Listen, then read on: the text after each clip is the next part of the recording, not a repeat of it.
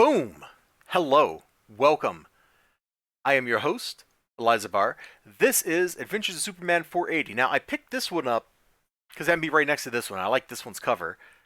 And truth be told, I really like the cover of this book too. Superman and the Eradicator battling in front of the sun. Like, that's pretty cool.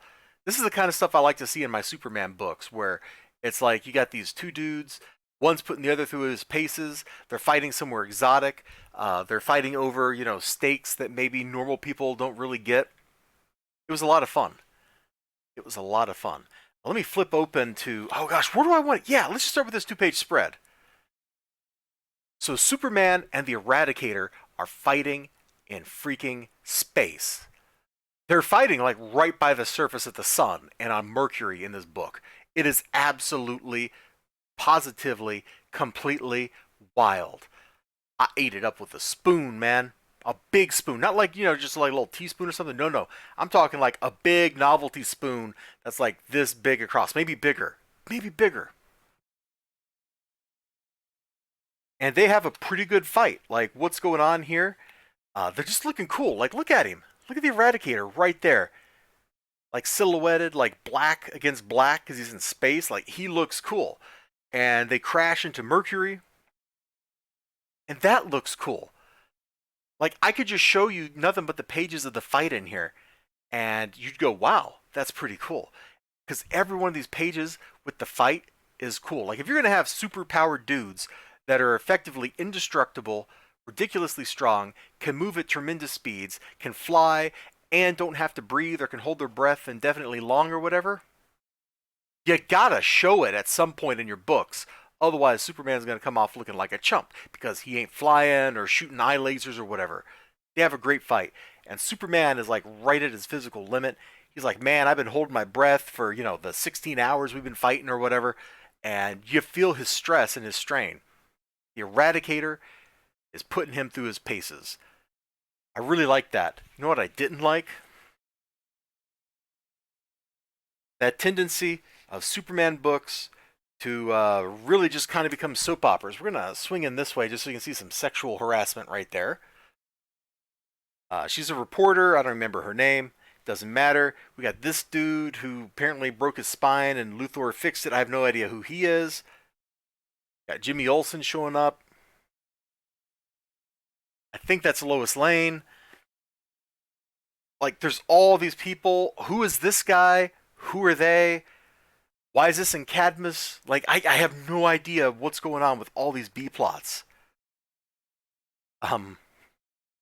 This was kind of funny. The Eradicator's like, I'm going to remake Earth in my image. Fast food restaurant mascot has now been kryptonized. I really like that. It's so silly and goofy, but it's being played straight, It's not being played for a joke, which is what makes it funny. The Eradicator literally wants to start turning parts of the Earth into resembling Krypton. Like, he wants to remake Earth in Krypton's image. That's legit. Like, that is totally a thing that an evil Kryptonian supercomputer robot guy would want to do to try to rebuild his home. It all makes sense. And he doesn't understand what's funny, what's not funny, because he doesn't have the cultural background to know what the difference is between, like a statue of a president and the statue of a fast food restaurant. Like, he basically just turned the mascot from Frisch's Big Boy into Kryptonian Frisch's Big Boy. He doesn't know why that's funny. We do, because we're the person. We're the human being. We have the cultural background to understand that. And you probably have no idea what a big boy is. Anyway, it's a chain of restaurants, okay? It's a chain of restaurants. It doesn't really matter. But there's like 10 different B plots all rolling around at the same time in the backstory here, and it does not really work for me. There's too much to keep track of. And since this is like here, and I just read this one, these are completely disconnected. They're 4 issues apart. I have no continuity between them. So I'm coming to this cold. I have no idea why that lady reporter... Let me find her. Let me find her here again. Where's that at? Oh, it was just one page over. I have no idea why the guy that owns the radio station or the TV station or whatever that she works at is going around slapping her butt. But, it happened. It's a thing. I, I just don't know, man. It's like I'm watching or I'm reading a superhero book, except it's also a soap opera. And that kind of works, but you got to have some kind of continuity. And at this point in the 90s, DC was doing this thing where all four of their Superman books, I almost said superhero books, but their Superman books were interleaved together. So if you wanted to keep up with anything, you had to read them all. So to understand what's going on here, I would have had to have read 20, I would have had to have read 19. And I don't know that there's enough here to really make this book pop for somebody who just picks this up off the newsstand or off the shelf today or, out of the box.